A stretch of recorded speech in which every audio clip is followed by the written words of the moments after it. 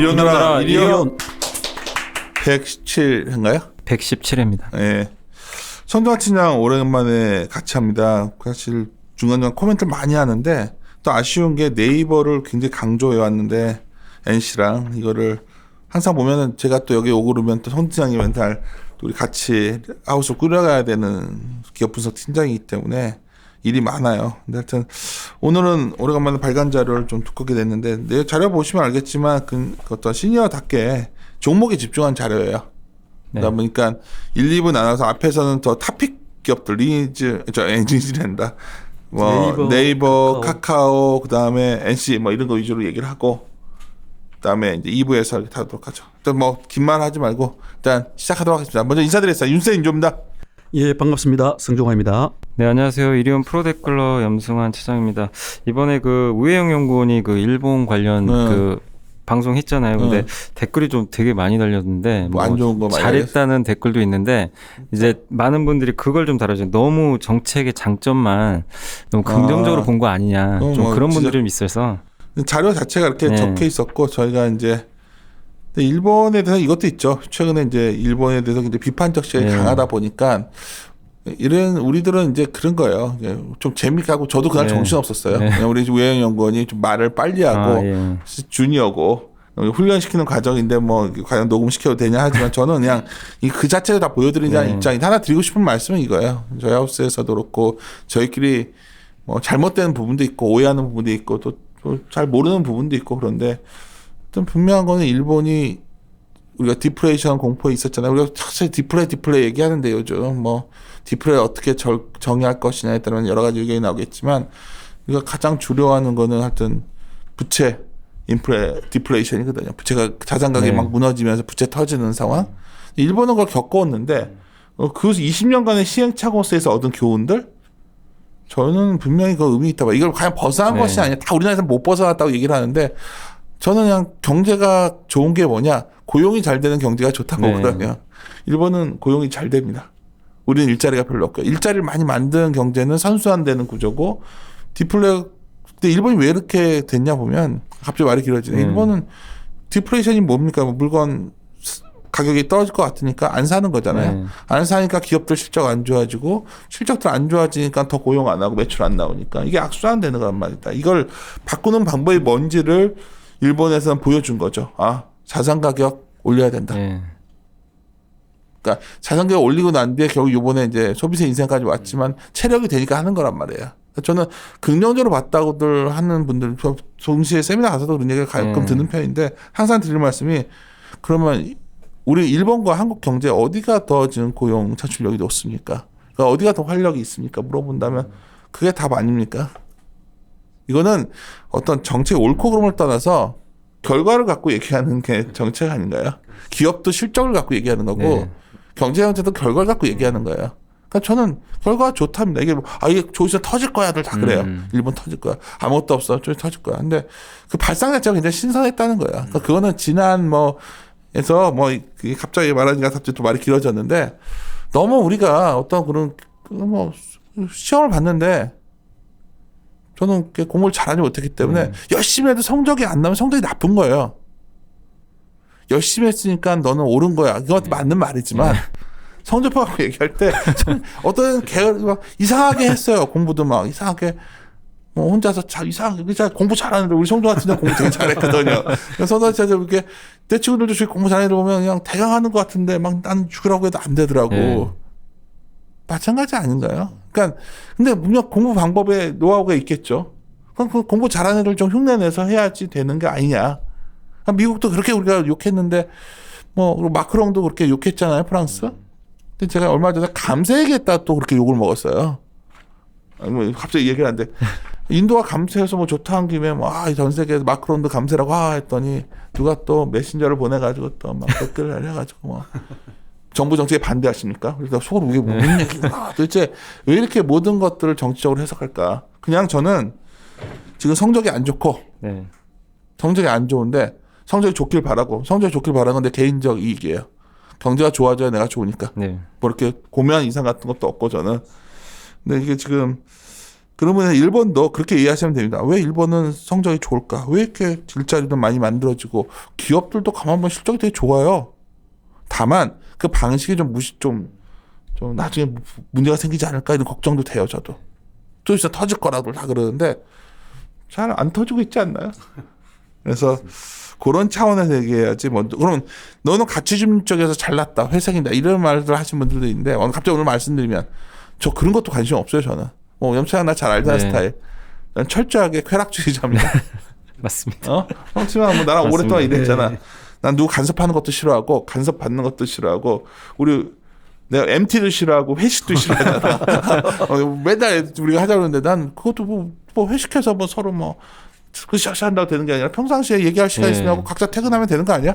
그러니까 뭐 내가 하나 주장하는 거지만 뭐 이렇게들 복잡하게들 막 너무 거대 담론만 하는지 모르겠어요. 그냥 저는 관심은 하나입니다. 그냥 어떻게 하면 욕먹을 말인데 어제도 남창이 와이프가 제가 아시다시피 뭐 어디 좀 문제가 돼서 정말 저도 자존심상으로 가문 갖다 말하고 싶지는 않아서 근데 하여튼 그 근처에 제 공사 현장이 있어가지고 어제 나가야 돼서 갔다가 차 세워두고서 바로 광화문 근처니까 알잖아. 그래서 그날밖에 나올 시간이 없어가지고 평소에 평일날 바쁘니까 갔다가 이제 만나가지고 얘기하고서 어떻게 고치자 막 얘기해놓고서 나와서 쭉 걸었고 난 충격받았어 진짜. 그 정말 울긋불긋한 사람들 저렇게 있는 것도 정말 저런 사람 어떻게 옆에 가나 이런 것도 있었는데 야 우리가 엘리티즘만 갖고 너무 해석하면 안 된다.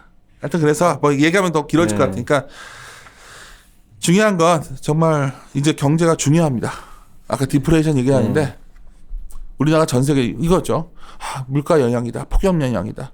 근데 전 세계에서 마이너스 명령 물가가 마이너스 나온 나라 우리나라밖에 거의 없던 것 같고 주요국 중에서 제일 문제는 코어예요.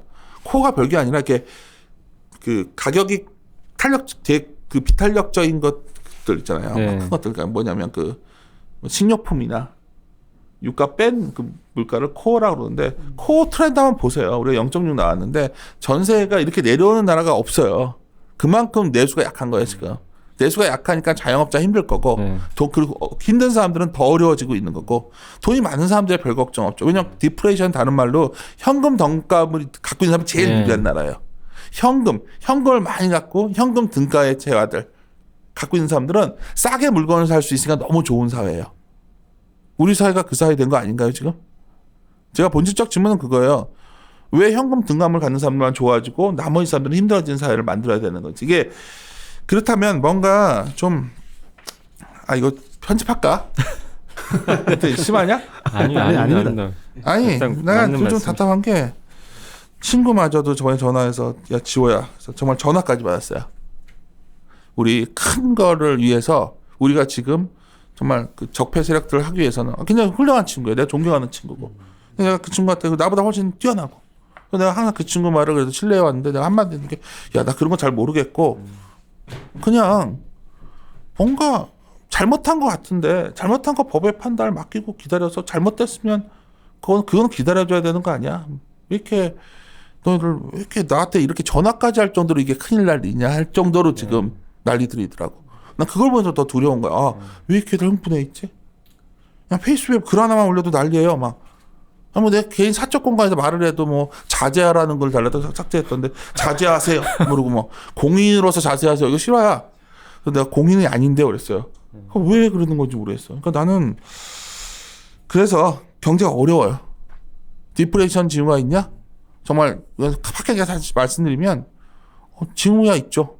물론 기저효과 사라지면 연말에 올라올 거예요. 근데 이 디플레가 뭐냐? 사람들이 물건을 안 사고 서로 경제활동 위축되고 결국은 현금 가진 사람들이 싸게 살 수 있는 기회를 만드는 그런 국면이 가고 있는 거라면 맞죠. 아쉽지만 부작용을 일으켜서라도 각 나라가 감세를 하고 재정을 그러니까 한 나라도 자유한국도 잘한 거 없어요. 재정도 과감하게 써야지 지금. 재정도 쓰고 막 쓰는 수단을 다 써야 되는데 그런 건 관심들이 없는 것 같아서 걱정이란 얘기예요. 그래서 이거는 모르겠어요. 나중에 우리 프로데클러가 아니요 염차장이 판단해서 삭제하든지 놔두든지 알아서 했고 오늘 말하고 싶은 거는 이거예요. 네이버가 상당히 좋았어. 그래서 내가 몇 번 타임을 놓친 상태잖아. 내가 그리고 우리 시작하기 전에 얘기했지만 주요 기관도 상당히 열심히 사는 것 같고. 네네. 왜 그런 거야? 시작합시다. 네이버는 주가 차원에서는 정말 대응하기 편한 완벽한 기회를 준 종목이죠. 왜냐하면 사실 네이버가 상당히 오랜 기간 뭐 거의 1년 이상 크게 보면은 아주 크게 보면은 최근 몇 년간 계속 레인지 안에서 왔다 갔다 했고요. 비교적 짧게 보더라도 한 1년간 1년 이상을 한 12만 원 언저리에서 왔다 갔다 정말 이제 지루했던. 다행히도 그간 작년에 시장이 안 좋다 보니까 다른 업종 다른 종목들이 더 안 좋다 보니까 우리가 상대적으로 약간 방어주 주가 모습도 그랬지만 물리적으로 보면 오랜 기간 제자리 걸음을 하다가 원래 7월 그 2분기 실적 발표하는 날 컨퍼런스 콜에서 공식적으로 네이버 페이를 그 분사를 해서 독자적인 독립적인 금융 플랫폼 사업을 영위하겠다라고 하면서 그것이 시장에서는 상당히 의미 있는 그러니까. 모멘텀으로 받아들여지면서 그때부터 최근 한 2개월간 1년 이상 꼼짝도 안 하던 주가가 한 30% 이상 정도가 엄청났어. 왜냐면 시초에 무던히 큰 건데. 올라왔던 겁니다. 그래서 뭐 어떤 모멘텀이 발생을 하고 비교적 여유 있게 사후 대응을 했더라도 최근 한 2개월간 한 30% 내외의 수익을 거둘 수 있던 그런 시츄에이션, 그런 멋진 어떤 기회를 주었던 종목이고요. 뭐 먼저 네이버 이야기를 잠깐 했는데 우선 그 오늘 자료를 이제 간단히 소개하면 시기가 시기인지라 전체적인 컨셉은 제가 커버하고 있는 한 10개 종목 정도, 지금 말씀드리는 네이버, 카카오, NC소프트 등의 토픽을 포함해서 나머지도 게임주 등등해서 한 10개 종목 정도를 그 프리뷰로 쭉 정리한 자료이기도 하지만 그 핵심은 네이버, 카카오, NC소프트 등의 탑픽 3, 빅3 탑픽에 최근 주가에 기여했던 주요 핵심 모멘텀의 동향을 점검하고 이 핵심 모멘텀들이 1차적으로 선반영이 완료가 된 것인지 아니면 어떤 요인에 의해서 향후에도 약간 추가 모멘텀으로 작동할 소지가 있는지 등도 살펴보고요. 그리고 또 향후의 모멘텀이 될 만한 것들은 어떤 일정을 가지고 어떠한 어떤 이벤트들이 있는지를 이제 점검하는 자료가 컨셉이고요. 그래서 오늘 1부에서는 이 탑픽 3개의 말씀드린 그런 핵심 모멘텀 그리고 향후 모멘텀 가능성을 점검해 보는 자리가 되겠고 2부에서는 나머지 게임주들 중에서도 뭐 종목 수가 많아서 큰 특색이 없는 종목들은 생략하고 몇 가지 좀 짚어볼 만한 특색이 있는 종목들 중심으로 동향을 점검하고 내용을 이해해보는 그런 시간을 사실 카카오도 최근에 좀 변하는 것 같아서 난 카카오가 되게 좋아 보였거든. 네이버, 카카오와 아닌 게 아니라 두 포탈 두 대장주가 원래 주가도 좋았고요. 시장에 많은 어떤 이벤트와 이슈들을 던져주었고요. 향후의 잠재 가치에 대해서도 또 많은 이야기거리를 남기고 있는 괜찮은 종목들이라고 보고 있습니다. 그래 오늘 이 세 종목을 갖고 우리 한번 얘기 좀. 아니 일단 뭐부터 할까요? 하고 싶은 대로. 순서대로 네이버부터 먼저 보도록 하고요. 네이버부터 잠깐 합시다. 이야기로 나왔지만은 이 자료를 혹시 보신다면 페이지 19페이지를 보시면 그러니까 정말 상당 기간 12만 원에서 왔다 갔다 하다가 올해 7월 25일 날 실적 발표하는 날 네이버페이 분사를 발표하면서 지금까지 2개월간 그 분사 발표하는 당일 날 차트에서 아시듯이 상당히 슈팅을 한번 했었고요. 그 이후에 꾸준히 올라서 지금까지 2개월여에 걸쳐서 한 30% 정도 상승해 나는 있는. 이게 네이버페이가 장기적으로는 상당히 우리 금융회사한테 위협이 될 것 같아요.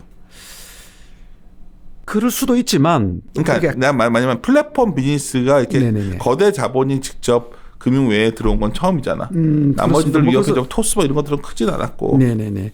그래서 아마 많은 금융업체들도 이러한 어떤 그 도전자들에 대해서 연구를 하고 긴장도 하고 대비도 하고. 근데 제가 보건대는 어느 정도 그 요소별 어떤 그 기존 금융업체들이 하고 있던 업무 영역에 대해서는 좀 잠식에 들어갈 소지도 있지만은 또 한편으로는 서로의 영역에 대해서 또 겹치지 않은 부분들이 있어서 아주 치명적으로 영향을 미칠 것 같지는 그러니까 않고요. 처음엔 그런데 그렇죠. 이제 왜냐하면 이 페이나 이런 쪽도 엄밀히 말하면 금융기관들도 엄청난 웹 같은 것도 많이 만들어서 뭐도 하려고 그러고. 그렇습니다. 오프라인 은행들 가보세요. 그 저 변두리에 그 기초수급자 받는 그 약간 노인층이 많은 은행, 내 친구가 지점장이어서 내가 직접 들은 거야. 얘가 이제 서울 이런 데 있다가 네네. 사무소 많은 데다 변두리를 간 거야. 표현이 좀 그런데. 네. 근데 내가 축하한다고 뭐 그럴 일이 있었어요. 그래서 갔어. 네. 갔는데 지점에 사람이 너무 많은 거야. 그래서 내가 야 축하한다. 사람도 많고. 근데 뭘 얘기를 해주더라고. 근데 그런 곳은 이제 창구에 많은 게 뭐냐면 이제 기초수급 뭐 돈 받는 분들도 많이 오고 뭐 그런 게 있고 정말 이 수익성 차가 너무 큰 거야. 얘가 이제 문제 계속 말하는 게 뭐냐면 이런 분들 빼고 나머지는 은행은 업무가 거의 다 이제 음. 다 온라인화되고 다 그냥 간편 송금하고. 그렇죠. 그러니까 이 친구가 이제 두려워하더라고. 그냥 그쪽 일도 좀 하다가 뭐 진짜 나왔다 이런 친구인데 하여튼 뭐 그러다 보니까 그러다가 이 얘기를 했어. 네이버 얘기를. 예. 또 길게 보면 그런 쪽은 또 은행의 경쟁력이 떨어지는 거지. 지금 그러니까 이 영역을 지금은 아니라고 하는데 계속 밀고 들어오고 있으니까 카카오랑 네이버가 그렇지 않아? 미래에는 진짜 어떻게 될지 모르죠. 모르겠지. 우선 그 인터넷 전문은행이 이제 출점을 앞두고 그 라이선스를 받고 할 때 한참 이제 이슈가 됐던 그 논리인데요. 그 예를 들면 대출 서비스라든지 몇 가지 그 은행들이 하는 요소 업무들 있잖아요. 그 부분은 기본 업무 속성 자체는 기존 은행 업무하고 겹칩니다. 다만 예를 들어서 대출을 하더라도 기존 시중은행에서 뭐 크게 중점적으로 영업을 하고 있지 않던 중금리 대출이라든지 약간 영역은 나뉘게 되겠지만 그 업의 본질 자체는 기본적으로 기존 은행이 하던 일을 잠식에 들어가는 것은 맞거든요. 다만 지금 또 인터넷 전문은행과 별개로 최근에 그 핀테크 페이들이 하고자 하는 그 뭐 정권이라든지 또는 보험사업이나 이런 것들은 정권 보험사업을 직접 하겠다는 것이 아니라 기존의 시중 정권 보험업체들과 제휴를 해서 그 플랫폼 사업을 하겠다고 하는 것이니까 또 이런 부분에서는 상호 또 시너지를 낼 수 있는 협업을 할 수 있는 부분도 있고요. 일정 부분에서는 사업이 겹치고 경쟁 관계가 되고 또 일정 부분에서는 오히려 어떤 플랫폼의 트래픽을 제공하면서 서로 협업해서 시너지를 낼 수 있는 부분도 있고 복잡다단합니다. 예. 그래요. 그래서 네이버 페이 얘기를 갑자기 말이 옆으로 갔는데 오늘 내가 말이 많네. 아유, 카민이 들어볼게요. 또 댓글에 또 나중에 댓글을 내가 해서 점차는 안 뽑으려고 되게 하는 편이니까 근데 네. 집중력에 방해된다 얘기 나오고 집중해서 들을게. 이제 시작하자. 네이버 이제부터 네이버 페이가 됐고. 오히려 이렇게 자연스럽게 진행하고 왔다 갔다 하는 게 우리의 본질이고 더 재밌지 않습니까? 나도 은행원이 딱딱하게 세미나 얘기할 하면. 줄 몰랐다고. 예. 그거 신기하지 않냐? 네네. 은행 애들 이런 거 사실 관심 없잖아. 네. 근데 야 이게 걱정하더라고. 그러니까 맞습니다. 분명히 긴장을 하게 되겠죠. 그쪽에서. 자, 그러면 한 네이버에서 우선 보면 말씀드렸듯이 이게 재미있던 게 네이버 페이는 아시다시피 거래액 중에서 이제 송금액 말고요. 결제액만 보자면 애초에 지금 국내 몇 개 핀테크 중에서도 넘버 원이거든요. 그렇지. 다만 카카오페이라든지 토스라든지 이제 이런 핀테크들이 송금액이 워낙 크다 보니까 전체 거래액수도 송금액 비중이 높고요. 그래서 송금액을 포함한 전체 거래액으로 따지면야 네이버 페이가 이제 거래액 그 금액이 그들에 못 미치지만 어쩌면 나중에 금융 플랫폼 사업을 하고자 할 때 제일 퀄리티 차원에서 제일 어떻게 보면 또 퀄리티가 좋은 트래픽인 결제액 중심으로 한번 보자면 넘버 원입니다. 그렇지만 그동안 네이버에서는 이 네이버 페이를 소위 그 네이버 생태계 그러니까 검색과 그다음에 결제와 쇼핑을 아우르는 네이버 생태계 내에서의 어떤 기술적인 지원 요소 정도로만 생각하고 있었고요.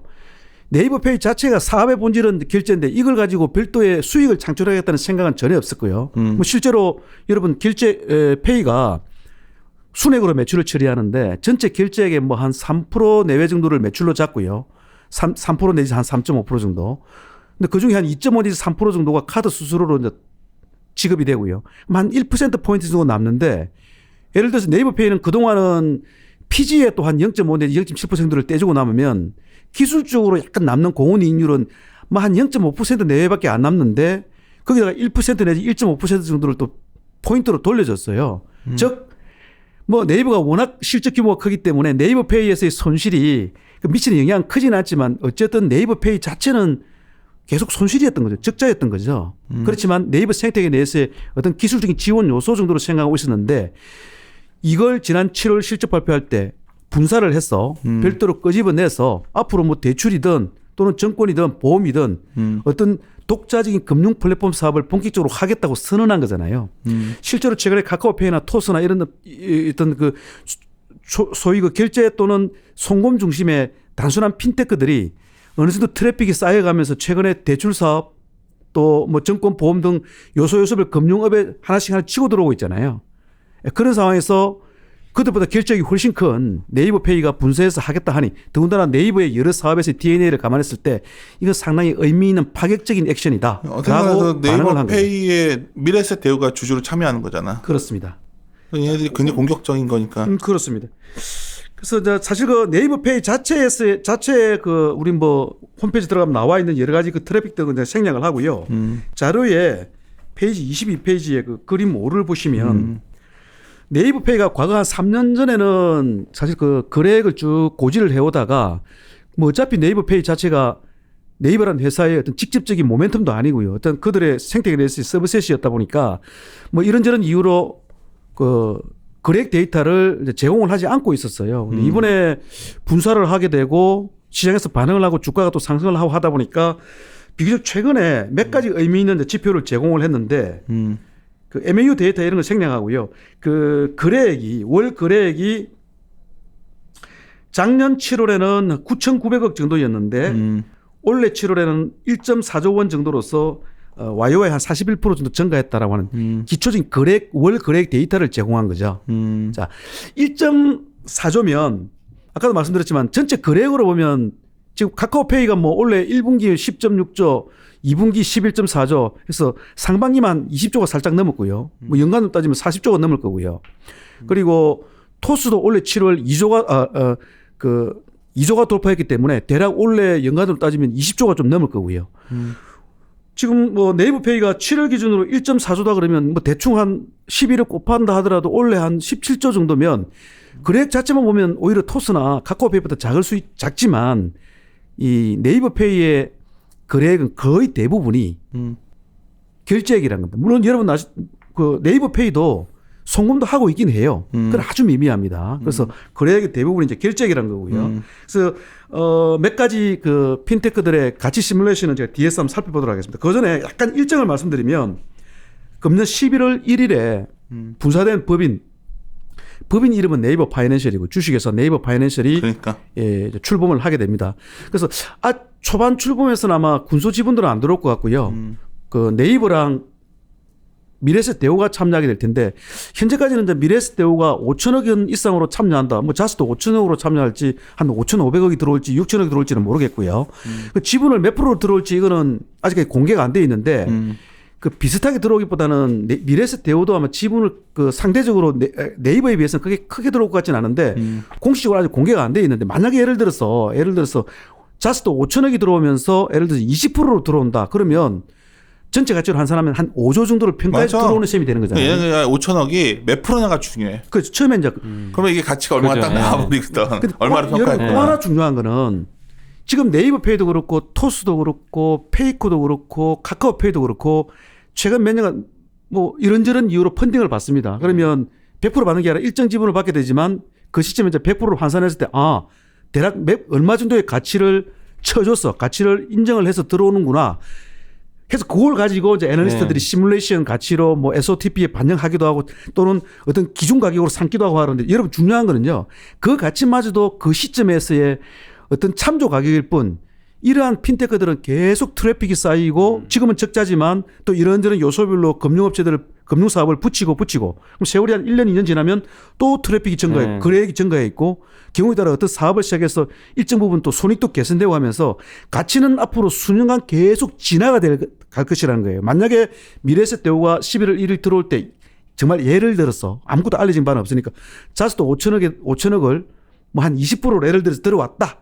그럼 5조를 평가해 준 거다. 그럼 5조가 영원한 가격이냐? 아니죠. 기준 가격으로 출발하고 몇 년 뒤에는 또 진화가 되겠죠. 이제 그런 관점에서 볼 수 있는 것이고 저는 이제 이 자료에서 페이지 24페이지에 표 4를 보시면 네이버페이, 카카오페이, 페이코, 토스 등의 가치를 다 시뮬레이션적으로 평가를 해봤는데요. 이 부분이 이 자료에서 제일 핵심 부분입니다. 핵심 부분입니다. 토스 여기 있으니까 딱 비교된다. 그렇죠. 딱 비교가 되죠. 예를 들어서 MAU는 표사입니다. 표사. 네, 표사. 그 4개 핀테크의 MAU는 네이버페이가 최근에 1,100만 원 정도이고요. 카카오페이가 아무래도 국민 모바일 메신저 카카오톡에 엄청난 어떤 가입자 확보 마케팅의 지원 효과에 힘입어서 MAU만 보자면 압도적 넘버1입니다. 1,900만이고요. 페이코는 아무래도 그 MAU만 보자면 좀 많이 상대적으로 좀 적은 편이에요. 180만 정도이고요. 토스도 한 1,000만 정도 되고요. 여러분 결제의 양대 축은 가입자와 가맹점이거든요. 그래서 하나는 쓸 사람이고 하나는 쓸 곳이고 둘 다 중요합니다. 박수를 쳐야 손뼉이 맞춰야 소리가 나듯이. 근데 카카오페이는 가입자 쪽에서 강하고요. 그다음에 뭐 네이버페이나 토스도 마찬가지입니다. 페이코 쪽은 가맹점은 좀 강한데 이제 가입자가 좀 약하지만 또 하나의 축인 가맹점을 볼까요? 가맹점은 네이버페이는 온라인 가맹점이 한 얼추 30만 정도 되고요. 오프라인도 자체 10만에 그 제로페이 20만 정도 가맹점 제휴를 포함한 한 30만 정도 되고요. 카카오페이가 온라인이 좀 약하죠. 지금 한 2만이 조금 안 되는 한 18,000개 정도로 추산이 되고, 대신에 그 오프라인은 작년에 그 QR코드 결제 중심으로 많이 증가해요. 지금 한 20만이 좀 넘고요. 페이코는 이제 온라인 쪽이 한 10만 정도 되고, 그 다음에 오프라인 쪽은 자체 18만에 삼성페이 가맹 한 270만이 붙어 있는 상황이고, 토스는 이제 송금액으로 독자적으로 이게 출발하다 보니까 가맹점은 오히려 이제 KG모빌에서 가맹점이라든 이런 쪽을 제휴해서 그래도 몇만 정도는 붙여가는 그런 과정이 있고요. 제일 중요한 거래액이 잠깐 말씀드렸습니다만, 카카오페이는 올해 상반기 기준으로 20조가 조금 넘었고요. 연간으로는 40조가 좀 넘을 것 같고, 그 비중은 압도적으로 송금 비중이 높고요. 토스도 올해 7월 2조가 돌파했으니까 연간으로는 20조가 좀 넘을 것 같고, 역시 송금액 중심이고요. 그다음 페이코는 올해 1분기가 1.3조, 2분기가 1.4조 정도니까 연간으로는 한 4조 중반 정도가 조금 넘을 것 같고요. 결제액 중심입니다. 그다음에 네이버페이는 올해 7월이 1.4조니까 연간으로는 한 17조 정도 될 것 같고 결제액 중심이에요. 요거를 참고해 가지고 지금까지 보면 카카오페이가 2017년 2월 한 2년 7개월여 전에 그 알리페이 자회사인 엔터파이낸셜이 투자를 할 때 전체 가치 기준 환산하면 대략 한 5,900억 정도 가치를 평가한 셈인데, 그 이후 이제 2002년 한 7개월 동안 추가 펀딩이 없다 보니까 공식적으로는 이게 파이널 평가인데, 현 시점에 카카오페이의 어떤 트래픽이라든지 그리고 옆에 토스라든지 페이코라든지 최근의 가치 평가를 봤을 때 나중에 진화는 뭐 말할 것도 없고요. 진화된 가치, 몇 년 뒤에 더 진화된 가치는 말할 것도 없고, 현 시점의 가치가 카카오페이가 한 5,900억밖에 안 된다라고 보는 사람은 전혀 없겠죠. 단지 최종적으로 가치가 이렇게 평가된 적이 있다 정도로 참조하시고요. 오히려 정말 제가 이 자료를 쓰면서 이들 핀테크를 같이 시뮬레이션 할 때 정말 다행이었던 것은 얼마 전에 7, 8월에 페이코와 토스가 가치 평가가 일어난 겁니다. 참고로 토스는 최근에 뭐 에스펙스라든지 몇 가지 그 투자가들이 투자를 할 때 770억 정도를 투자를 했는데요. 전체 100% 지분 환산했을 때 대략 한 2조 7천억 정도를 평가를 했습니다. 장난이 아닙니다. 2조 7천억. 그러니까 시장 평가를, 이거 내가 보니까 표사가 중요하네. 예. 이건 페이커도 이번에 마찬가지로 페이코도 올해 7월에 하나생명공이나 너버 등이 투자할 때 7,350억 정도로 평가를 했고요. 자, 보시면 토스가 올해 7월에 거래액이 2조를 돌파했으니까 송금액 중심의 거래액이지만 대략 뭐 곱하기 12를 해서 어차피 올해 7월이 올해 중간이잖아요. 조금 적은 1월부터 쭉 올라와서 뭐 연말로 갈수록 조금 늘어난다 했을 때 어차피 가운데 달이니까 대략 뭐 나이브하게 한 12를 곱했을 때 한 24조 정도를 볼 수가 있는데, 즉 가치를 2조 7천억 정도 평가를 한 셈이니까 2조 7천억 나누기 올해 예상 거래 24조 하면은 결과적으로 물론 그들이 투자를 할 때 어떤 밸류에이션 방법으로 했는지는 모르겠지만 결과적으로 봤을 때 올해 거래액 대비, 올해 예상 거래액 대비 대략 한 0.11배 정도 멀티플을 쳐준 셈이잖아요. 그리고 페이코 같은 경우는 만약에 이제 올해 거래액을 뭐 1.3조, 1조 조금씩 증가해 갈 테니까, 그죠? 올해 그 전체 연간 거래액을 한 5.5조 원 정도 본다 그러면, 이게 제가 평가한 거 말고요. 7,350억 정도면은 이것도 한 0.12배 정도, 공교롭게도 올해 예상 거래액 대비 시장의 평가는 페이코도 토스와 비슷한 한 0.11배 정도, 0.12배 정도를 적용한 거잖아요. 근데 저는 이렇게 생각한 거죠. 페이코는 결제액이 절대, 그 거래액의 절대 금액은 적지만 토스나 카카오페이와 달리 그 거래액이 절대 결제액 중심이다. 결제액은 금융 플랫폼 사업을 영위하기 위한 어떤 트래픽 차원에서의 퀄리티로 봤을 때는 송금액보다는 좋기 때문에 좀 프리미엄을 주자 해서 프리미엄을 줘서 한 0.25배 정도를 적용해 가지고, 저는 이건 옳고 정답은 없습니다. 한 1조 3,750억 정도를 가장 최근에 시장에서 전체 가치 기준 7,350억을 평가했지만, 저는 성종환은 그거에 한 2배 정도인 1조 3,750억 정도를 평가를 한 것이고요. 그 농구는 같은 멀티플을 적용하기보다는 결제액 중심이니까 프리미엄을 주자, 이런 셈이었고요. 그런데 카카오페이는 2년 7개월 전에 5,900억 정도는 지금으로서는 말이 안 되니까 올해 예상 거래액이 한 46조 원 정도 보는데, 토스와 마찬가지로 카카오페이의 거래액도 송금액 비중이 훨씬 높으니 그렇다면 토스와 비슷한 멀티플을 주자. 그래서 한 0.12배 줬을 때 전체 가치 기준으로는 한 5.1조 원 정도를 평가를 한 것이고요. 그 다음에 네이버페이는 비록 눈에 보이는 결제 거래액은 뭐 월 1.4조, 원래 연간으로는 한 17조 원 정도이지만 이 거래액의 거의 대부분이 금융 플랫폼 사업으로 활용하기 위한 어떤 트래픽 차원에서 훨씬 퀄리티가 높은 결제이기도 하지만 또 네이버는 네이버 고유의 그 네이버 생태계 검색과 결제와 쇼핑의 어떤 생태계의 시너지된 프리미엄을 감안하고 또 네이버의 어떤 DNA를 감안했을 때 확실히 프리미엄을 줘야 된다. 한 0.3배 정도를 계산을 해서 전체 가치 기준 한 5.1조 원 정도로 평가를 한 것입니다. 사실은 뒤에 있는 기업 분석 내용을 여기다 다 해가지고 목표치가 상한한 이유까지 네. 좀 다 녹여서 지금 말한 거예요 지금 맞죠? 네. 지금 근데 이제 내가 봐도 이게 밸류에이션을 근데 이게 또 웃긴 게 이것도 이런데 이거 같이 하죠. 라인도 가치가 있잖아. 자, 원래 그러니까 이게 또 네이버는 어느 날 갑자기 네이버페이라는 크나큰 선물을 받기 전에 사실 저는 올해 3월 제 인덱스 자료에서도 말씀드렸듯이 양사의 직접적인 어떤 회사 가치나 이런 걸 떠나서 올 한 해 주식으로서 역동성을 봤을 때는 카카오를 훨씬 주목했거든요. 왜냐하면 카카오는 일찌감치 그 당시 3월만 하더라도 곧 5월 정도에 톡 비즈보드, 그 다음에 카카오페이의 뭐 바로투자증권 인스, 또 금융위원회의 핀테크 혁신안 등등해서 올 한 해 톡 비즈보드와 솔직히 카카오를 더 좋게 봤지. 그렇죠. 톡 비즈보드와 카카오페이에서 중간중간에 여러 이슈와 모멘텀들을 제공할 것이다. 이렇게 본 것이고요.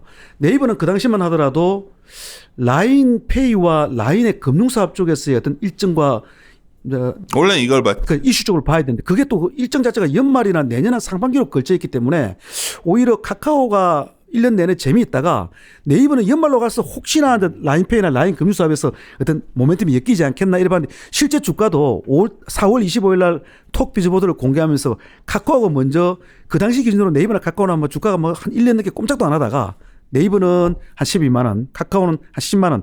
카카오가 먼저 작동한 거죠. 그 4월 달에 톡 비즈보드 공개하고 한 달 만에 30% 오르고 나머지 넉 달은 지금 놀고 있지만 제대로 하고 있지만 그랬던 것이고 근데 네이버는 계속 고전하다가 갑자기 우리가 전혀 기대 안 했던 네이버페이 분사라고 하는 선물을 받으면서 뒤늦게 발동을 한 거죠. 그런 재미있는 상황이고. 그 제가 아까 말씀드렸던 현 시점에서 그러면 네이버는 네이버페이는 길게 보면 장기적으로 보면 네이버페이가 요 정도 30% 정도 주가 상승에 기여하고 요 정도 어떤 가치 시뮬레이션에서 TP 상향 요인으로 작동하고 끝났느냐 그게 아니죠.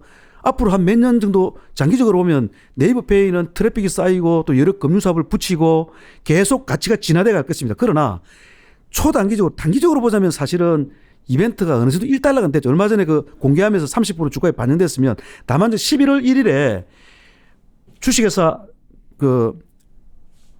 네이버 파이낸셜이라는 이름으로 이제 그 네이버페이가 분사해가지고 독립을 하잖아요. 그러면 또 몰라. 정성하게 한정 짓지 마. 그러니까 분위기는 그 지금 네이버 드리고 있잖아요. 이름 나오면 예. 저희도 얘기했지만 이거 다르게 보는 거 같아요. 네이버 페이면 모르는데 그게 아니라 네이버 파이낸셜로 이게 나와버렸잖아. 그거야 뭐 회사 이름이니까. 이름이 어쨌든 자 거기 나오게 되면 혹시라도 뭐 단어는 못하겠습니다만 예를 들어서 그래서 만약에 이제 미래에셋 대우가 5천억 이상이라 그랬지만 5천억이 될지 뭐 5,500억이 될지 모르겠습니다만 6천억이 될지 하여튼 그 정도 금액을 가지고 초기 지분을 어느 정도 몇 프로로 들어올지에 따른 약간 초기 기준 가격이 어떻게 출발할지 이것도 관심이고요. 그러면 그리고 또 네이버가 네이버페이를 분사해서 출발하면 조용히 가만히 있지는 않을 거예요. 여러 가지 청사진을 제시할 겁니다. 비즈니스 모델이라든지. 뭐 대출사업 같은 경우는 아마 알리페이 모델로 가게 될 겁니다. 당장 시작할 때는 네이버페이 내의 생태계 내에서의 셀러라든지 또는 우리 빅데이터 안에 형성되어 있는 어떤 우리가 구매 고객들 중심으로 하게 되겠지만 나중에는 독자적으로 밖으로 빼겠죠. 그리고 또 네이버 내에서의 여러 검색에 연동되어 있는 여러 가지 어떤 정보를 바탕으로 한 플랫폼 사업을 하게 될 거예요. 그런 비즈니스 모델에 대한 청사진을 제시한다든지 이런 시장과의 소통에 따라서는 의미 있게끔 또 한두 번 더 반색할 수도 있는 겁니다. 네, 그런 상황이고요. 오히려 약간 새로운 모멘텀 관점에서는 방금 말씀하신 대로 라인페이 및 라인의 금융사업 이거는 뭐 지금 일정이 저 뒤에 있기 때문에 아직도 작동을 안 했잖아요. 저는 라인페이는 작년은 일본의 가맹점 100만 확보가 경영 목표였다면 그 133만으로서 오바 달성했고요. 올해는 글로벌 MAU, 말이 글로벌 MAU지 어떻게 보면 일본 중심으로 글로벌 MAU 1000만 달성이 목표인데 얼마 전에 2분기에 강력한 그 KYC의 그 인증 캠페인을 하면서 거의 1분기만 하더라도 MAU 한 400만 정도였는데 440만 정도였는데 2분기에 왕창 들어와가지고 지금 2분기 말 기준으로 한 770만까지 MAU가 증가했으니까 연말 기준으로 하면 1000만 원 달성하지 않겠나 싶습니다. 그만큼 돈도 쓰고 있지만 트래픽에서는 실제로 증가를 하고 있죠. 그래서 라인페이가 뭐 글로벌 MAU 1000만 원을 돌파했다. 그거는 좀 약하고요. 대신에 내년 일본 도쿄올림픽을 앞두고 어쨌든 일본 시장에서 거래를 일으켜보려고 지금 한 축인 가맹점을 작년에 모았고요. 또 한 축인 그 인정 MAU를 올해 모으고 있는데 만에 하나 올해 말이나 내년 초 정도에서 그래서 참 그 저항이 커서 단언은 못하겠는데 일본 시장이라는 독특한 시장의 특수성 때문에 혹시라도 거래액이 조금 시그널을 보인다. 거래액이 증가하고 있다면 이게 의미 있는 모멘텀이 될 수도 있고 조금 더 직접적인 일정으로는 인터넷 전문은행 중에서도 라인뱅크 있는 거. 일본 라인뱅크는 후내년이고요. 대만 라인뱅크가 아마 내년 초 정도 빠르면 1월 늦어도 한 1, 2월 정도에 라인증권 시작한 거야 지금? 했는데 크게 모멘텀을 주고 있지는 않고요. 오히려 약간 우리가 의미 있는 것은 이제 라인뱅크가 그 대만 라인뱅크가 내년 한 1월 정도에 혹시 론칭하게 될 때 그때 혹시 조금 의미 있는 이슈를 줄지. 여튼 간에 라인 뭐 증권도 그렇고 라인뱅크도 라인 크레딧도 그렇고 라인뱅크 아까 대만도 그렇고 이미 네이버는 해외에서는 거의 금융 관련된 일을 그렇습니다. 상당히 발빠르게 국내에서는 규제 때문에 못하는 건데 해놓고 한국에서 규제 풀면 그대로 들어오면 되는 거 아니야? 아직까지는 회사가 정말 공식적으로 아직까지는 맨날 아니라고 하는데 인터넷 전문은행은 지금 관심 없다고 하잖아요. 근데 일본 대만에서는 또 하고 있거든. 곧 대만은 내년 1월 정도에 출점하리라고 일본에서 보거든요. 미조랑 한다고. 미조가 얼마나 큰 데인데. 그렇죠. 미조하고 연합해서 컨소시엄을 구성해서 일본 라인뱅크를 이제 설립을 하고 아마 후내년 그거는 내년 초가 대만 라인뱅크가 출점할 것 같고요. 후내년 한 상반기 정도가 일본 라인뱅크가 출점하지 않겠나 이렇게 보고 있고요. 그러니까. 국내도 저는 늘 말씀드리잖아요. 저는 회사는 공식적으로 아니긴 하지만 나중에 모든 것이 정비가 되면 언젠가는 네이버 뱅크가 뭐 할 수 있을 가능성이 여전히 유효하다고 저는 그렇게 보고 있습니다. 미래에셋테오가 증권사 있고 운용사 있고 보험사 다 있어. 그러니까 언젠가는 뭐 미래가 이렇게 적절히 들어온 것도 어떻게 적절히 들어온 거 아니야 이 정도면? 그렇습니다. 여러 가지. 그러니까 판은 네이버가 생각보다 많이 이렇게 한시라고 부정하고 있는데 조용히 하고 카카오는 요란한데 진행이 잘 안 돼. 맞나 내 말이? 진행도 지금은 잘. 예전에 저는 예전보다는 빠른데 예전에는 있잖아요. 바로 같은 것도 되게 오래 걸리잖아요. 다음 커뮤니케이션 시절에는 말씀하신 대로 요란한데 구렁이 담는 말듯이 스리슬쩍 그냥 드랍되는 경우도 많고 있었어요. 돼. 엄청 멀리 벌려놨거든요. 지금 카카오가 벌려놓은 모빌리티, 그다음에 핀테크 금융, 그다음에 여러 가지 컨텐츠 뭐 카카오 페이지 이런 것들은 정말 잘하고 있습니다. 시간이 지금 막 지나고 있어서 그럼 네이버 우리 좀 마무리 좀 짓읍시다. 예, 그럼 네이버는 마무리하면 네이버란 회사 자체는 튼튼합니다. 지금 오늘 시간 관계상 그 디테일을 생략하겠습니다만 네이버 페이 가치라든지 또 라인의 별도 가치라든지 이걸 감안하게 되면은 밸류에이션도 아주 그 적정 레인지에 들어오게 돼 있어요. 그래서 밸류에이션도 합리적이고 유의하고 그다음에 심지어는 실적도 2분기에는 행사로 인해 가지고 연결 영업이익이 분기 영업이익이 뭐 1,200억까지 뚝 떨어졌지만 그래도 3분기는 얼추 한 2천억 가까이 원래 수준으로 다시 올라오게 돼 있고요. 그리고 라인의 전체 실적도 올해는 손실 규모가 제일 피크이고요. 그럼 내년 후내년은 손실 규모가 계속 줄어들다가 2022년부터는 BP 돌파한다라고 회사가 목표를 세우고 있고 전체 연결 실적으로 보면은 올해가 제일 바닥이고 내년부터는 제일 올라갈 것이고 밸류에이션도 그냥 막 연결 기준 실적으로 해가지고 보면은 뭐 40배 비싸 보이지만 전혀 아니죠. 가치별로 쪼개서 보면은 아주 적정하다. 그냥 포인트가 뒤에 모델을 아직 까진 않았는데 이거 자세히 까서 설명 안 드렸는데 그렇죠. 잔수나 P 몇 배다 이게 할 수 있는 상황이 아니에요. 그렇습니다. 뒤에 좀 우리 좀 보시면 그래서 아까 말했던 뭐 예를 들어서 네이버 페이 가치만 갖고 해도 그렇습니다. 근데 업그레이드 또 하나 여러분 카카오는 모든 가치 요소 모든 자회사가 다 지금 분사가 돼가지고 SOTP로 다 반영하고 있는데 네이버는 그게 아니에요. 근데 네이버 페이가 이제 곧 11일에 분사 법인이 출범합니다만 유일하게 네이버의 어떤 본사 안에 있던 사업 중에서 지금 분사되는 건 네이버 웹툰인데요.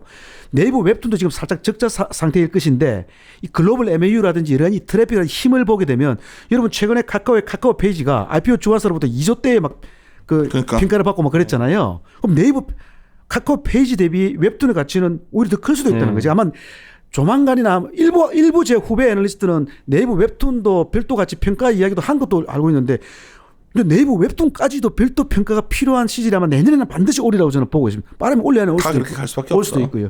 자, 그래서 여러분 네이버는 워낙 20조 이상의 큰 회사이기 때문에 이미 30% 오르는데 막 달려가기보다는 튼튼하게 가다가 혹시 11월 1일에 네이버페이 분사하고 여러 가지 청사진 제시라든지 이런 것에서 조금 더 반색할 수도 있고요. 뭐 그거 아니더라도 조금 더 기다리면 또 라인페이나 라인 금융사가 경제 돼서 구조가 변하는데 우리나라에 적응하는 기업이 없다 막 얘기를 하시는데 결국 미국의 어떤 그런 플랫폼 기업들이 있고 근데 우리는 그런 기업이 없는데 그나마 좀 비슷하게 가는 게 네이버, 카카오 뭐 이런 거니까. 맞습니다. 카카오로 넘어갑시다 우리. 네이버는 요 정도로 하고 카카오로 넘어오면요. 자, 카카오도 페이지 아까 제가 잠깐 말씀드린 29페이지 보시면 정말 1년 넘게 꼼짝도 안 하던 10만 원에서 고착되던 뭐 9만 원까지 갔다가 10한 몇천 원, 11만 원 됐다가 그러던 주가가 올해 4월 중순에 카카오톡 신광고 상품인 톡 비즈보드를 공개하면서 한 달 만에 그냥 30% 올라 버렸잖아요. 다 이유가 있습니다. 그 당시로는 그냥 카카오톡 플랫폼에 카카오톡이 신광고라고 알았지 공식적인 어떤 그 상품 이름이 톡 비즈보드이고 그 비즈보드를 어떠한지는 이제 그때 공개가 된 거죠. 이제 익숙해졌어. 제가 그때 기억나는 게 그 팀장님께서 예전에 한번 이거 톡비즈보드 나오기 전에 한번 보고서 내신 적 있잖아요. 요런 내용을 미리 언급을 좀 하셨던 것 같은데. 계속 그 집중적으로 요거 기다려라. 카카오가 돈 버는 게 없었구나. 이거 하다 해서 돈 좀.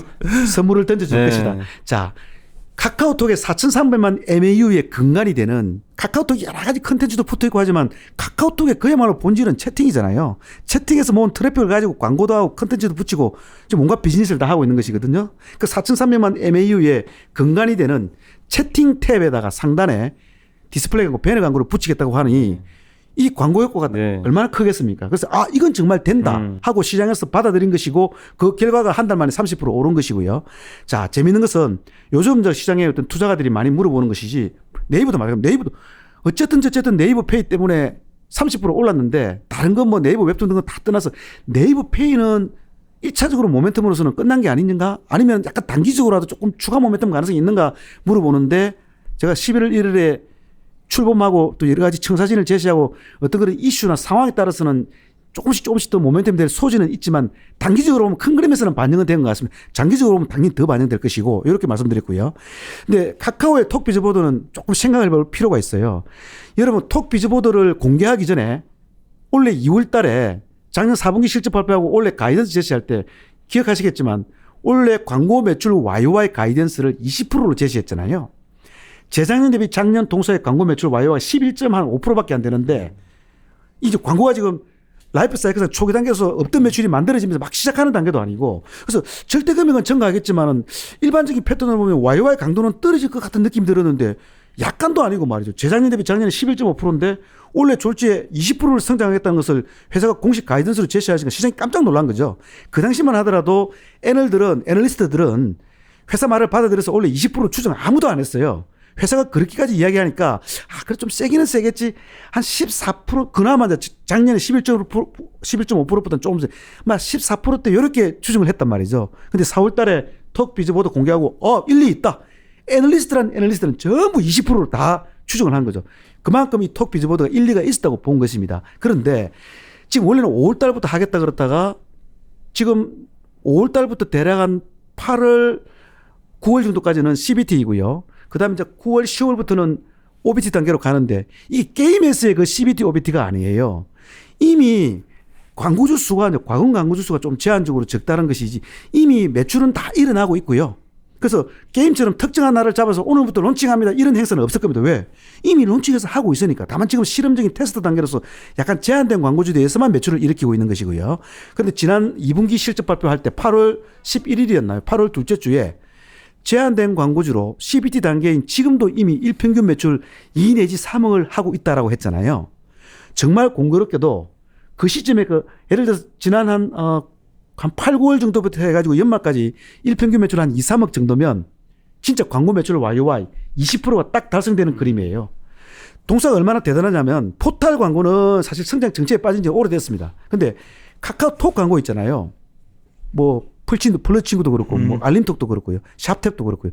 이런 카카오톡 플랫폼 중심의 톡 비즈보드가 없다고 치고 기존 카카오톡 플랫폼 중심의 기존 광고만 가지고도 재작년 대비 작년에 11.5%보다는 조금 센 한 13, 14% 정도 지금 성장은 나오는 그림이고요.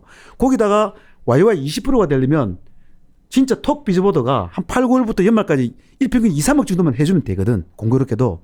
그건 이미 지금 작동하고 있고요. 어쨌든 꼭 그걸 예상한 건 아니지만 주가도 이거 공개하고 나서 순간적으로 지금 30% 올랐잖아요. 문제는 톡비즈보드가 처음에는 막 카카오 활용자들이 짜증나야 그랬지만 네네. 이제는 또 익숙해졌거든. 그렇습니다. 그러면 이제 어쩔 수 어떻게 되면 이게 문제가 뭐냐면 광고주들이 이제 계속 들어오겠지. 그렇습니다. 예전처럼 매스 광고들 안 하고 네. 알잖아. 네. 마케팅들이 다 매스 광고 아니라 NS에서 광고하는데 네. 야, 이 카톡에 있는 광고 실는 것처럼 매력적인 게 없거든. 그렇습니다. 의외로 그렇게 저항이 없어요. 의외로. 그러니까 처음에는 좀 익숙해지고 노이즈가 있을 있거든. 줄 알았는데 그러니까 익숙함이라는 게 참 좀 무섭습니다. 네. 그닥 또 상단에 배너 광고 하나 조금만 뜨는 거 잘 보이지도 맞아요. 않아. 네. 짜증나지도 않고 불편하지도 않아요. 자, 그래서 핵심을 말씀드리면 자, 그럼 많은 분들이 묻습니다. 그럼 톡 비즈보드는 30% 상승으로서 모멘텀 1달러인가 추가 모멘텀 가능성이 있는가?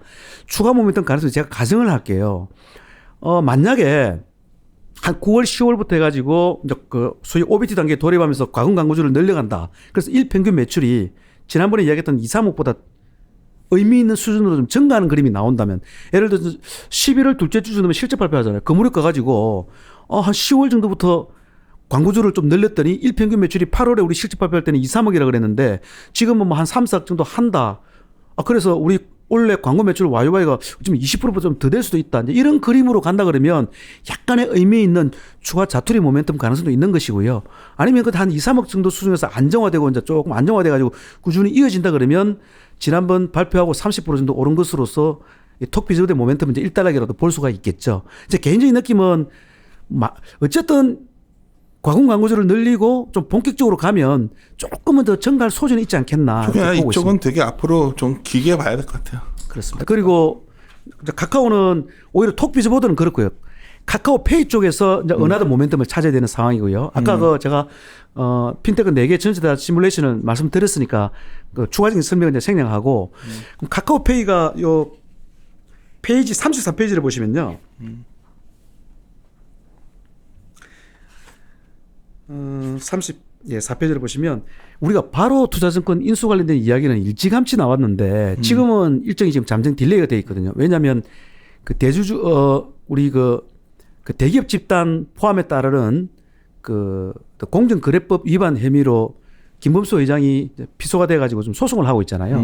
그래서 1심에서는 단순한 실수이지 의도적인 그건 아니다 해서 문제없다 해서 김범수 회장이 이제 승소를 했는데 여기에 대해서 검찰이 항소를 해가지고 2심이 진행 중이고요. 얼마 전 9월 25일 날 2심의 1차 공판이 열렸고요. 그래서 10월 18일 여러분 이 날짜는 한번 기억해 보세요. 10월 18일 날 2심의 2차 공판이 열리는데 이제 거기서 2심 결과가 결심이 나오겠죠.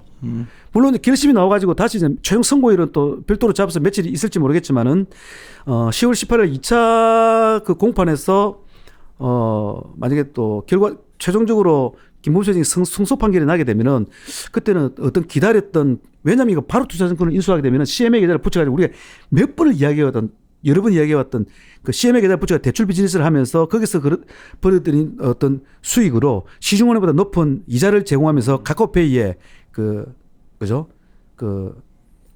계좌 금액을 이제 증가시킬 수 있는 유인이 있다는 거. 그리고 정권이라든지 보험이라든지 이런 비즈니스를 본격적으로 활용할 수 있다는 여러 가지가 모멘텀들이 있기 때문에 그게 지금 막혀 있었거든요. 그 부분을 좀 보자라는 것이 있고 그다음에 조금 변수는 있을지 모르겠지만 즉 일정 상으로는 금융위원회 핀테크 혁신안 오픈 API를 도입하고 또 가상계좌 한도도 높이고 등등의 그게 10월에 시범 도입을 하고 12월에 뭐 전면 시행 예정이라 돼 있는데 어쩌면 바로 투자증권 인수 모멘텀과 금융위원회의 핀테크 혁신한 모멘텀이 비슷한 시기에 맞물릴 수도 있고요. 그래서 그동안 4월 달에 톡 비즈보드 이야기가 나와서 순식간에 30% 오르고 나머지 넉 달은 지금 완전 또 제자리 걸음하고 좋게 이야기하면 주가 다지고 있죠. 다시 내려오지 않고. 그러다가 혹시라도 톡 비즈보드도 일평균 매출이 조금 의미 있게 더 증가하면서 약간 추가 모멘텀 가능성이 있을 수도 있고요. 그게 없다 하더라도 지금 벌써 10월이니까 이제 하반기로 갈수록 이 카카오페이의 바로 투자증권 인수 관련 그리고 금융위원회 핀테크 혁신안 관련 이런 어떤 일정들을 참조하시면서 이 의미 있는 모멘텀이 또 될 수 있는 어떤 이벤트들이거든요. 단기적으로는 이제 그런 식으로 대응할 필요가 있다 이렇게 보고요. 다 이거 아니야? 카카오페이도 뭐 토스 가치가 저렇게 평가받으면 그냥 똑같은 표 갖고 얘기해야 되는 거 아니야? 맞습니다. 다만 공식적으로는 이제 2년 7개월 전에 5,900억 정도 평가가 지금 파이널 평가이긴 하지만 옆 동네 각 그 토스가 거래 똑같이 둘 다 송금액 비중이 높지만 거래액이 카카오페이 한 절반 정도밖에 안 되는 네. 토스가 졸제 2조 7천억을 평가받았는데 거래액이 2배인 카카오페이가 5,900억 원 아니겠죠? 그러니까 둘 중에 하나 이제 토스가 너무 과대평가됐거나 아 맞습니다. 카카오가 너무 싸게 평가됐거나. 둘 중에 하나. 그러니까 내 말은 둘 다 과대평가, 과소평가했으니까 둘이 접점을 찾아가는 과정만 놓고 봐도 카카오페이가 나쁠 이유가 네, 없구나. 그렇죠. 그렇습니다. 토스가 너무 과대평가받는 거 아니야? 근데 이게 이 알리페이가 180조 정도 평가를 받고 있잖아요. 뭐 상상을 초월하는. 그래서 왜냐하면 플랫폼 비즈니스는 여기서 모은 어떤 트래픽을 가지고 계속 이것저것 플랫폼 비즈니스 붙일 수가 있거든요. 그리고 뭐 토스도 이제 뭐 대출도 하고 또 증권 보험도 하고 여러 가지 이제 금융업으로 계속 치고 나가겠죠. 카카오페이도 마찬가지고. 네이버페이가 가만히 앉아서 아니 우리 네이버 생태 내에 기술적인 지원 요소 정도로 생각하고 있다가 우리가 다른 저런 핀테크 앱들에 비해서 못할 게 전혀 없는데 어떤 의미에서는 더 강한데 야 이거 밖으로 뽑아내서 우리도 독자 비즈니스 해야 되겠네라고 아마 느꼈을 것 같습니다. 이번 분사의 이유 중에 하나였기도 할 것이고요. 그래서 적어도 이 4개 결제 송금으로 출발했지만 이 4개 핀테크 앱들은 서로 경쟁해 가면서 잘 좀 자리 잡지 않겠느냐 이렇게 보고 있고요. 그렇게 해서 이제 그 약간 페이 중심으로 해가지고 네이버 카카오로 설명드렸고요. NC소프트는 이들 업체들에 비해서는 설명이 단순해요. 자 페이지 45페이지를 보시면요. NC는 약간 나는 올라갈 줄 알았는데 리니지 나오고 나서 만만치 않죠, 그죠? TV 광고 보니까 너무 멋있어서 난 리니지를 안 하니까 모르는데 야 이거 와 했는데 이거 재미없네. 그 예전처럼 뭐 어때 우리 게임들이 전문가인 우리 프로데클 얘기 들어보자. 저도 게임 좋아해서 많이 하긴 하는데 해봤을 거 아니야. 근데 이제 뭐라 그래야 되죠? 그러니까 요새 주가도 봐도 그렇고 예전에는 이제 이런 대작 게임이 있으면 주가 나오기 전까지는 빠지지도 않고 고공행진 했던 것 같은데 근데 요즘에 저도 이제 게임 해보지만 좀 뭐라 그래야 되죠? 좀 많이 식상해졌다 그래야 되나? 너무 똑같으니까 또 싸우고 막 이거. 네, 그러니까 그냥 거기서 안 벗어나니까 좀 약간 피로감? 그거는 그런 것도, 게임의 이용의 관점에서 이야기고 사실은 주가의 관점에서도 피로도는 있는 것 같습니다. 왜냐하면 예전에 여러분 시총 1조가 안 되는 뭐 5, 6천원짜리 이런 중소형 PC 게임주들은 한 4, 5년 또는 5, 6년 기다렸다가 여러 가지 이제 에너지가 직결되는 기대 요소를 갖춘 회심의 기대 신장이 나온다 그러면 뭐 그 전에 한 4년 동안 주가가 엉망이 돼 있다가 그래서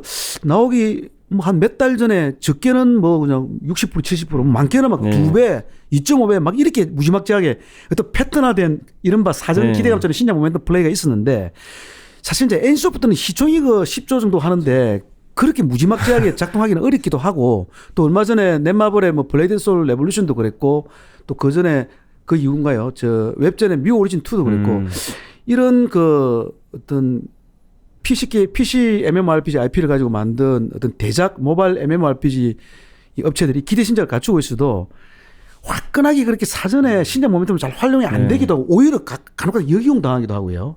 그래서 좀 예전에 비해서 그런 부분이 희석되어 있는 건 사실입니다. 근데 다만 이제 NC소프트의 리니지 2M은 그 모든 거를 극복하고 그 모든 거와는 차원이 다른 게임이니까 물론 10조 10조짜리가 뭐 리니지 2M 하나 가지고 사전에 막 60, 70% 오르고까지는 아니어도 그래도 그죠. 그래도 한 20% 정도는 올랐다가 나중에 론칭하고 나서 숫자가 예상대로 나오면 약간 제로 노출 과정에서 조금 셋업돼서 궁극적으로 리니지 2M이 NC소프트의 가치에 한 10% 중반대 정도 기여하는 이런 그림으로 은근 내심 기대는 했는데 지금 현재까지는 못 미치고 있죠. 근데 한편은 또 이래요. 작년에 시장이 안 좋고 다른 게임주들 다 안 좋을 때 우리 NC가 얼마나 튼튼했습니까? 그죠?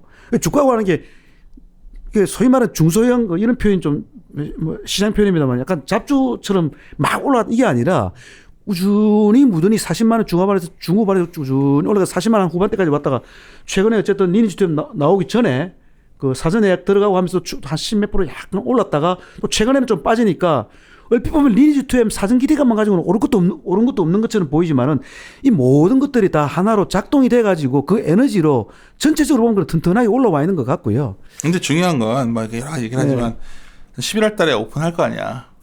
아니, 확정 일정을 받은 건 아닌데 아니, 대략 그 정도로 보고 있습니다. 보고 있잖아. 근데 오픈했어. 근데 오픈했는데 이렇게 처음에 막 뜨거웠다 별별 일 없어. 근데 기대에 막 반영하다 연말에 재미없는 거 아니야? 리니지는? 자, 우리 그 방금 여러분 이거 대략 말씀하셨지만은 지금 저희 본부장님께서 말씀하신 이 부분이 NC 소프트와 NC 소프트의 리니지 2M을 바라보는 시장의 주요 관심사이자 관점이에요. 나는 마바라들 나같이 이제 아니, 노땅들이 그 약간 뭐더 볼 거야. 내가 NC 얘기하면 왜냐하면 NC보다 낫다 뭐 현실적인 하는데. 이야기거든요, 이게. 자, 그래서 이게 이제 리니지 2M이 어떻게 되고 가치가 어떻게 다 떠나가지고 현실적으로 우리가 짚어보자면 시장의 관심이 사실은 리니지 2M 나오기 전에도 최근 한 2년 정도로 보면은 말씀드렸듯이 PC MMORPG IP를 가지고 만든 블록버스터 대작 기대 신작, 이 모바일 MMORPG에 대해서는 시장이 어느 정도 바라보는 공통 관심사라는 게 있어요.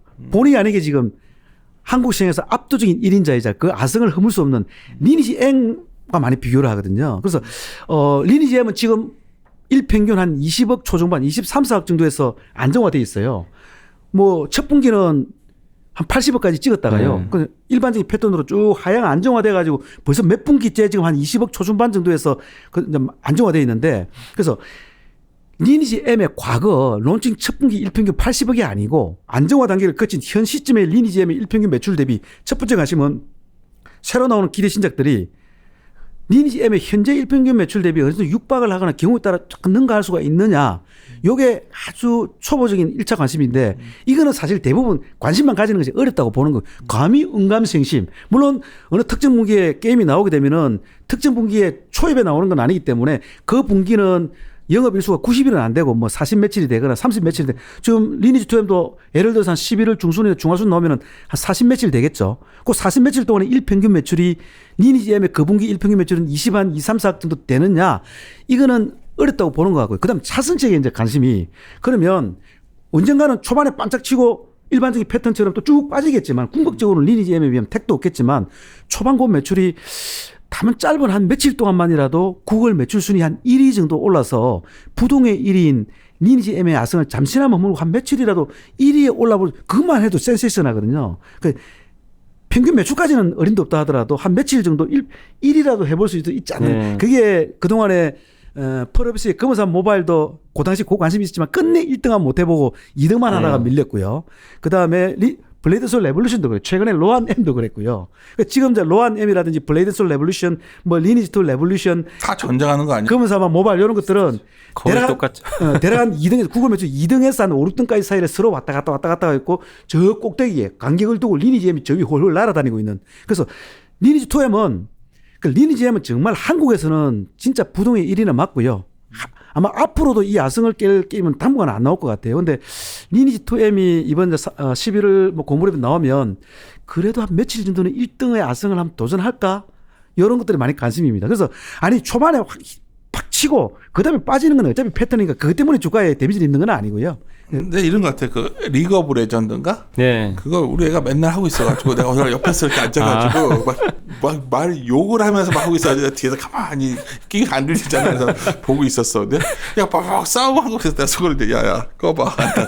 이제 야 그렇게 재밌냐? 근데 무슨 말이냐면 뭐 요즘 그것도 했다 다른 것도 다 보면 옛날 드라마 요즘 너무 많이 하니까 네. 드라마 히트가 그냥 옛날 가치가 옛날 그죠. 다르잖아요. 네. 게임도 꼭 그렇게 된 것 같아. 그렇습니다. 너무 지금 잔뜩 나오는데 별로 뭐 지금 그 비슷한 컨셉의 약간 중세 판타지풍의 PC MMORPG IP를 가지고 만든 모바일 MMORPG만 하더라도 벌써 지금 몇 개입니까, 그죠? 그렇죠. 리니지 2 레볼루션 나왔죠. 뭐 리니지 M 나왔죠. 최근에 로안 M, 얼마 전에 뭐 블레이드 솔 레볼루션, 네. 또 뮤 오리진 2, 또 검은산 모바일 많습니다. 그래서 그 히트의 강도, 히트 수준이, 히트의 에너지는 점점 더 조금씩 떨어지는 건 맞고요. 그래서 저도 이제 이 자료에서는 그 리니지 2M의 일평균 매출을 올해 4분기 일평균 매출을 그 비슷한 급으로 보았던 뭐 검은사막 모바일 일평균 14억 정도 했죠. 블레이드 솔 레볼루션 첫 분기 11억 정도 찍었죠. 요런 게임들보다는 좀 제법 세고 그렇지만 현 시점에 리니지 M보다는 좀 약한 한 10억 후반 정도로 시작을 해서 쭉 하고 빠져가지고 내년 한 말쯤 한 1년 정도 지나면 막 일평균 한 6, 7, 8억 정도로 셋업되는 걸 이렇게 지금 추정을 해놨는데 제가 세미나 다니다 보니까 감각적으로 이런 느낌을 좀 가지는 것 같아요. 그러니까 초반 일평균 매출은 조금 세게 본 느낌. 근데 하향 셋업 속도는 오히려 너무 보수적으로 좀 빠르게 본 느낌. 그러니까 오히려 한 10억 한 중반 정도로 시작해서 게임들 잘 모르거든. 우리가 게임을 진짜 많이 안 하잖아. 그러니까 네. 게임을 잘하는 젊은 매니저들은 이걸 더 감각적으로 그죠. 와. 다 펄어비스를 질렀던 애들은 젊은 매니저들이었다고. 네. 그렇잖아. 그러니까 모르겠어. 솔직히 만져가지고 뭐 직접 내가 이걸 하고 있어야 뭘 알지. 이게 안 하고 있는데 뭐 당구 게임이라면 좀 알겠다. 뭐 포커 게임이나. 그러니까 이게 NC소프트 이제 제가 일단 NC소프트를 요약을 하면 NC소프트는 싫든 좋든 단기적으로는 어쨌든 간에 너무 노골적이라서 이상하긴 하지만 리니지 2M에 따른 단기 대응을 좀 생각을 그렇죠. 해야 되고요. 그러나 일반 나머지 세컨티어 게임주들과 달리 또 리니지 2M만 있는 건 아니잖아요. 그죠? 리니지 2M급이라 할 수 있는 아이언2라든지 벌써2라든지 보통 한 6개월, 8개월 단위로 쭉 안배가 되고 심지어는 한 내년쯤 되면은 또, 후내년쯤 되면은 PC게임 그 프로젝트 TL까지도 쭉 있어요. 그래서 너무 약간 중장기적으로 보더라도 의미 있는 가치의 대상이니까 너무 단기적으로 볼 필요는 없지만 굳이 단기적으로 리니지 2M을 보자면 지금 분위기가 이제 한 달 반 정도 남은 셈인데 리니지 2M 가지고 몇 가지 이슈들이 나오면서 갑자기 사전 모멘텀이 작동해가지고 쭉 땡길지 아니면 현실적으로 봤을 때 조금 서로 눈치 보면서 갈지는 누구도 모르는 거예요. 다만 제 생각에는 혹시 론칭하고 나서 혹시라도 가능성 낮다고 보면 혹시라도 첫 분기 1분기 매출이 진짜 리니지에 근접을 한다든지 그건 아니더라도 한 며칠 또는 그죠? 한 며칠 전 1등 하다 또 2등으로 내려갔다 또 1등 하다는 하여튼 1등을 몇 번 해보는 어떤 이런 그림은 나오더라도 어쩌면 이례적으로 약간의 사후 모멘텀은 작동할 수도 있지 않겠나 정도로 보지만 장담은 못 하겠어요. 그러나 참조하시고요. 튼튼한 회사입니다. 뭐 리니지 2M뿐만 아니라 나머지 게임들가 쭉 있으니까. 그래요. 근데 1부 여기서 끝내고 네. 우리가 하다 보니까 2부 녹음할 시간이 없어져 버렸어 지금. 그래서 일단 마무리 짓고 1부 나도 지금 나가야 돼요. 지금. 그러니까 내 시간이 안 되니까 마무리 짓고 다시 추후에 2부를 오늘 어떻게 시간을 잡아서 녹음할지 다음에 할지 결정하도록 합시다. 마무리 들어가겠습니다. 예.